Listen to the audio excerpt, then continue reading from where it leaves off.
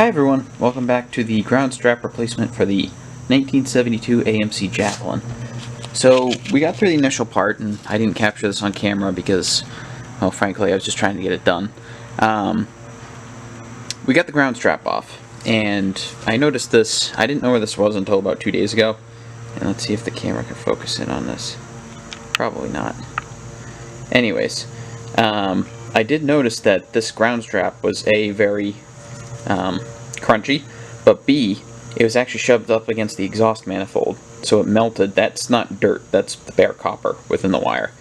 So I've had an alternator light come on recently, and we're going to hope that this fixes it.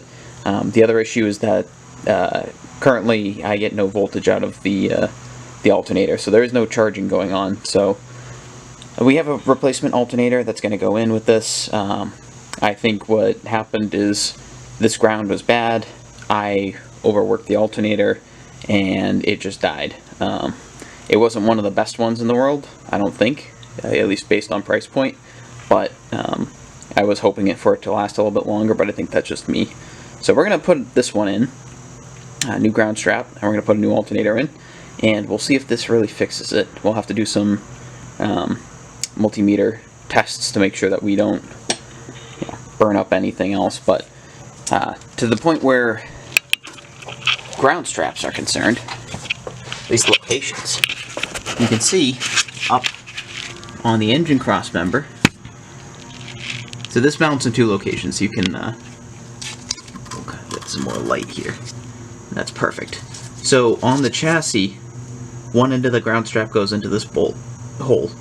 There's the nut points up, and the bolt head is facing down. There's a lock washer in between them. If you're looking at this, it's right behind the bump stop. Shock and springer up here, but that's where that goes, and the wire is placed up on top, and it routes up and over to our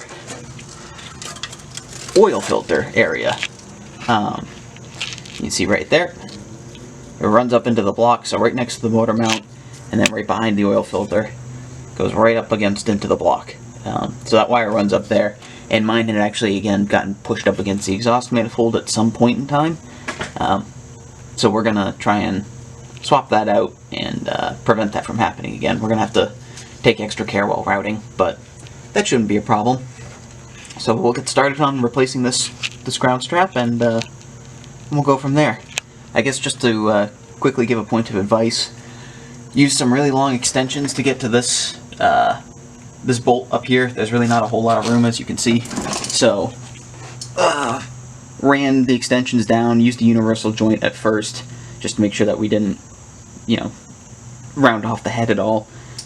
Ran it down past the entirety, basically. He was kind of maneuvering around all the different links and stuff. And I was using the ratchet underneath the brake drum here, so just rotating down here seemed to work pretty well. On this one, what I did, creeper's not rolling, there we go. 6-point box wrench up on the top side, so when I use the ratchet down here, I use some extensions to get it down below again, all the suspension components. And basically when I was loosening the bolt head, the 6-point wrench on the nut was actually pushing up against the frame rail. So we basically turned it into a one-person job by utilizing the frame rail being there. So 6-point box wrench up on top, using the ratchet down here. It was a bit tough. As you can see, there's a good amount of corrosion on this car. So it was just a little bit tough to get it out, but we did it. So I will begin cleaning these up, and I'll show you, afterwards when all the contacts are cleaned. We'll get that new ground strap in there, and then we can move up to the alternator. Alright, so we have everything apart now. This is the bolt that goes into the block. I have a new lock washer for it. Quickly cleaned up everything around it. That should be good to go. Put some anti-seize on that so we don't have it lock up in the block. Here's our original ground strap. I had another one in between this. Unfortunately, the crimp on the end was a little too fragile, so I went to start moving it around and it just snapped. So probably best not to use that one. We're going to go with the longer one, solely for the fact that I think this one progressively moved itself into the exhaust manifold. So up in the block and then down on the cross member, or vice versa actually. And then this one I'm going to route from the block down underneath the cross member and up. So that way it doesn't run the risk of going into the exhaust manifold again. So there's that. We're going to use those two, or this one, replace this one, and this is the bolt and nut that went into the cross member, and as you can see they're a little bit, corroded. So we're going to quickly clean up those threads. It's a fine thread, so it's going to have a little bit more contact area for us. I want to replace the lock washer anyways. Old one was pretty well corroded and stuff, and if I have them around I just replace them. That makes it a little bit easier instead of sitting there with some sandpaper and steel wool all the time. So let's get these cleaned up and we'll go from there. Okay, so have everything cleaned up a little bit now. This is a 3/8 24 fine thread nut. Just use the tap and die set to clean out the threads a little bit. You can tell there's a whole bunch of gunk in here. So I'm going to go ahead. The bolt seems to be in pretty good shape. Just need to clean up these threads a little bit. Put some anti-seize on everything. We'll put it back together. Kind of rinse everything off too. That's one of the things you want to make sure of. You clean up all the contact points, especially electrically. Otherwise you'll just end up burning up another alternator. Alright, and ta-da! We have our cleaned up nut bolt. We have our new lock washers, and we are ready to begin putting everything back together. Again, just use the tap and die set. Cleaned up these threads. Used a little bit of WD-40 to as a cutting fluid. Make sure we didn't make the threads any worse than they already were, and sprayed it down with some carb cleaner. So we'll be good to go. Alright guys, so we got almost everything cleaned up. You can see the block bolt hole right there. It's cleaned up all around. Cleaned up pretty nicely actually. There wasn't much corrosion there. And then on the back side over here we have our cross member bolt location. As you can see, it's all nice and cleaned up. Did that top and bottom. I'll show you guys the top in a second. But we should get a nice ground off of this now. Especially took care in cleaning up the inside of the hole as well. Top and bottom important, but any extra contact point you can give yourself is going to help. So we'll go up top here real quick.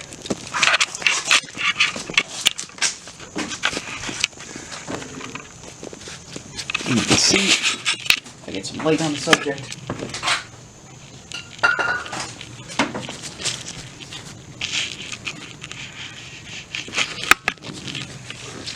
Right down in here. So quickly looking down into the engine bay, that's the top of our cross member.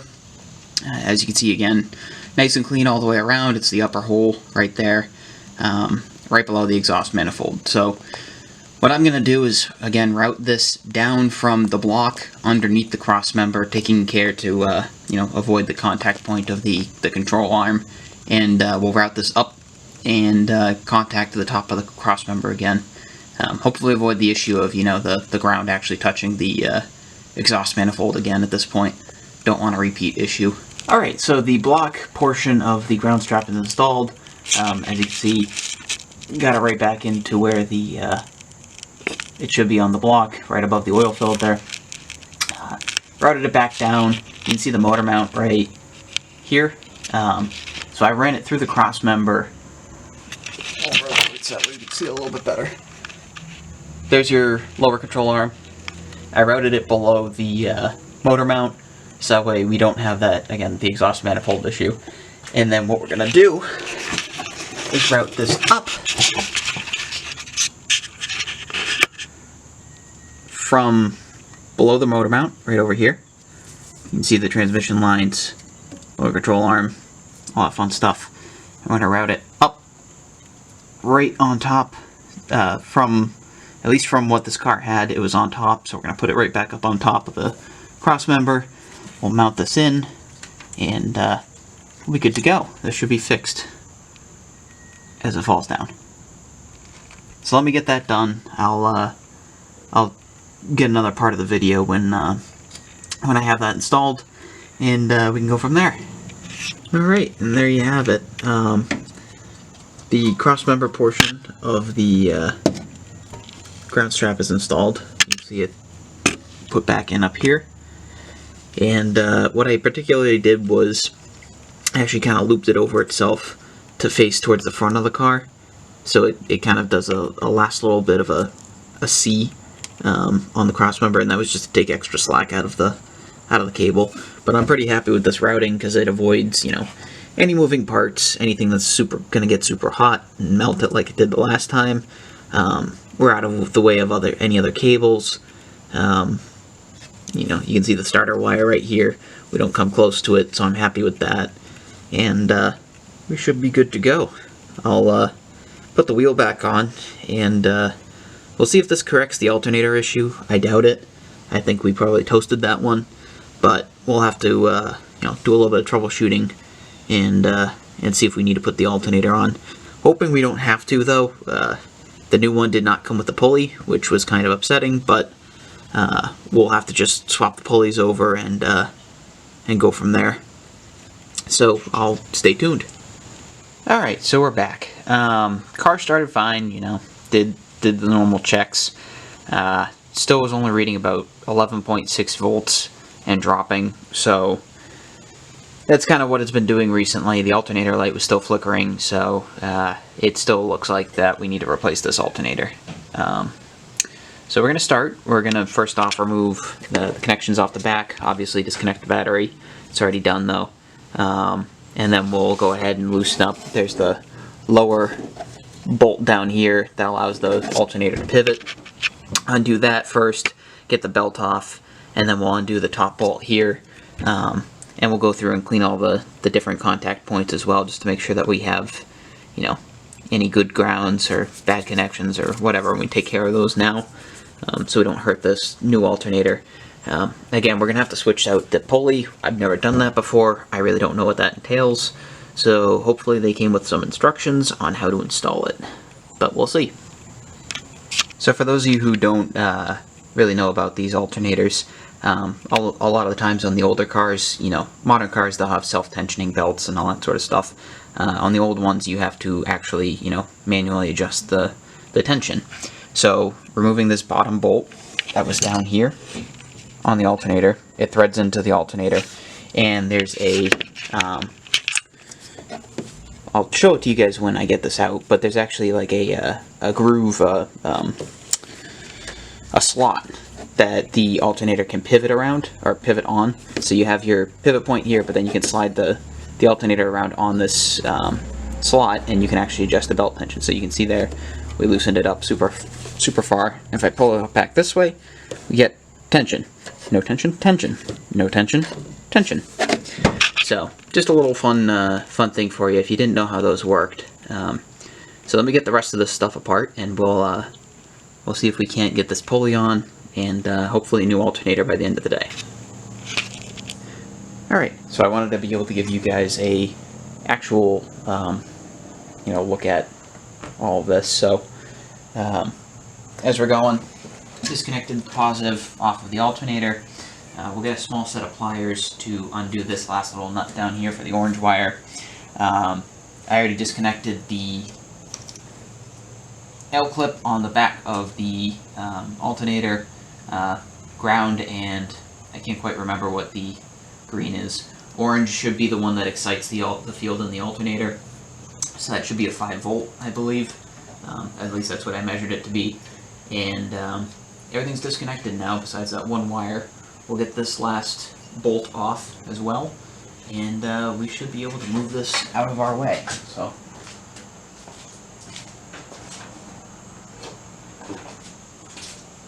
get ourselves a set of pliers. Down here. Loose now. Yep.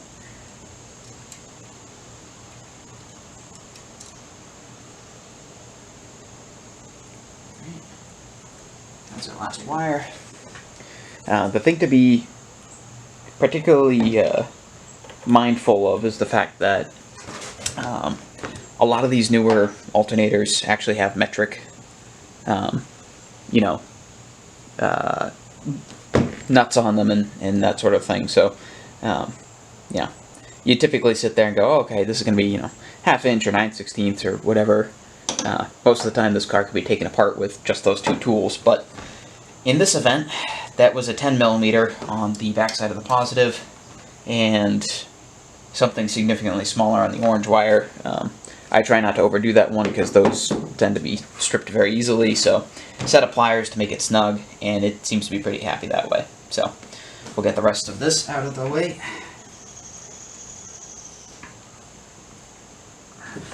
We'll actually get the ratchet. So these are 9/16, by the way. So we'll get these on here.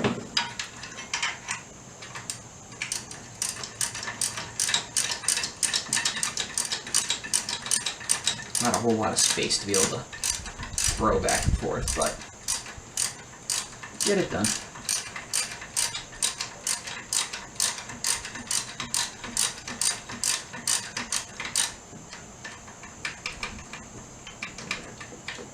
Push that way. Get this off. Yep. Get this undone by hand the rest of the way. This is a very long bolt for this one. Below, it's just a single. You can see it. It's pretty short. I know there's a whole lot of shadows in this shot. I apologize about that. Kind of hard to light up an engine bay properly. So, get this longer bolt out, and we now have the free-hanging alternator that's sitting on the lower bracket now, so that shouldn't go anywhere. Make sure you always put your nut and bolt together. These tend to get lost very easily. We organize our hardware, and we'll get this out of our way. Alright. There was a lock washer on that as well, so just something to keep in mind.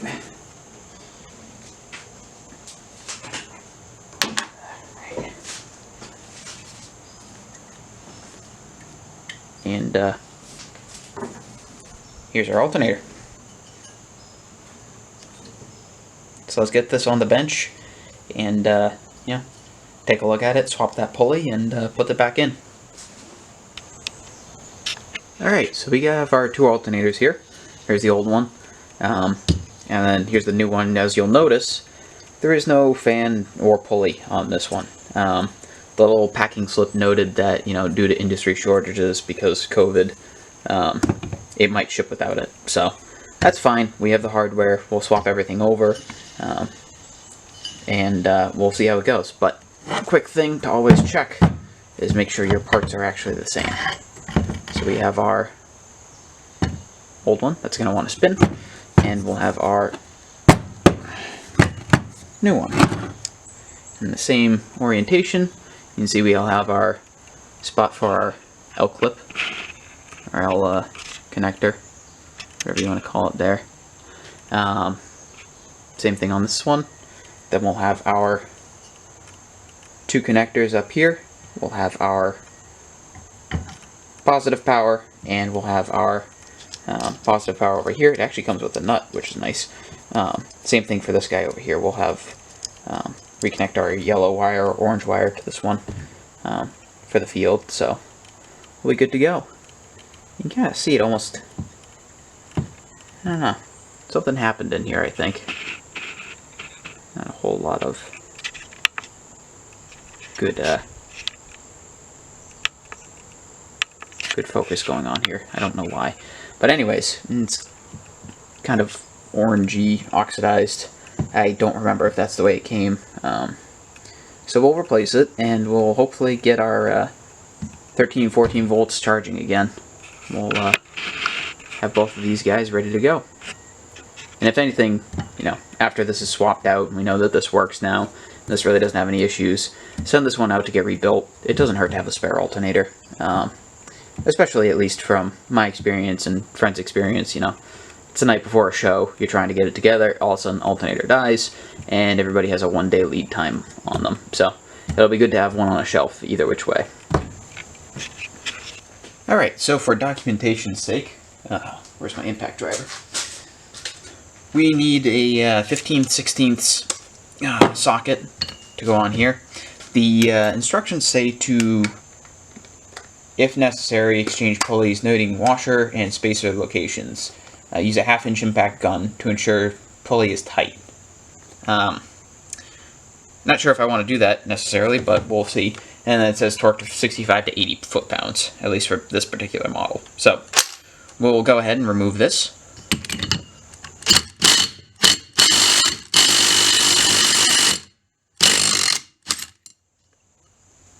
There's one.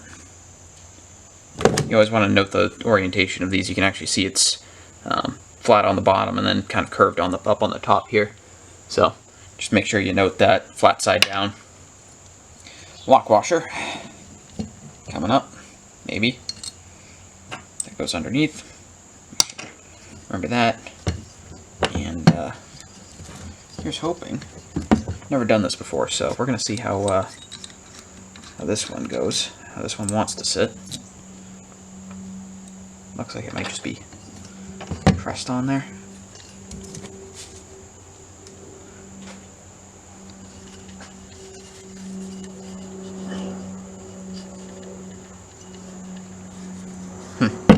Interesting. Looks like there's a key in it.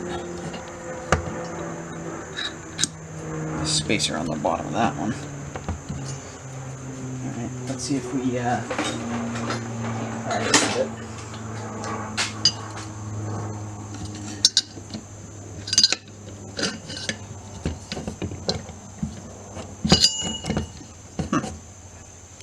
Alright guys, give me a minute. I'm going to try and figure out how to get this apart, and I'll be right back with you. Alright guys, so I'm going to end this video here for now. I need a pulley puller. I don't have one of those handy, so we'll have to do that. I tried wiggling it loose and screwdrivers and everything, but I don't want to bend the fan and I don't want to damage anything, so we'll get the right tool. We'll do it tomorrow or sometime this week, and that'll be just a quick part 2 of this video, I guess. But yeah, thanks for watching. First video, so hopefully many more. We'll have plenty to do on this car, trust me. So it's the first time that it's been on the road in 20 years, so we have a lot more of this sort of small stuff to tackle, and hopefully we'll document it for you, so that way anybody who wants to just watch and learn with me, because I haven't done a whole lot of this stuff before, can definitely do so. And anybody else in the AMC world that's just starting to get used to the car, maybe you just bought it or something, you can kind of learn along with me as well if you're not too familiar with them, and maybe even learn from my mistakes. So we'll see you guys soon.